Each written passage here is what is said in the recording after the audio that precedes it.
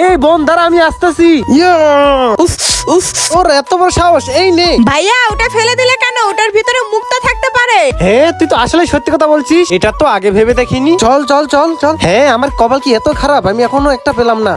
এই তো একটা পেয়েছি। ভাইয়া দেখো দেখো, এই তো আমি একটা পেয়েছি। এটা আমি এখন খুলবো। এই যে দেখ বোন। ছোট ভাই বড় ভাই দুইটা ঝিনুক পেয়েছে, তুমিও ওদের সাথে ঘুরাও। এই তুই আবার ওকে রাখছিস কেন? কি ঝিনুক পেয়েছে? আমি আসতেছি, দাঁড়াও। দেখ আমি কতগুলো ঝিনুক পেয়েছি। আমিও অনেকগুলো পাবো।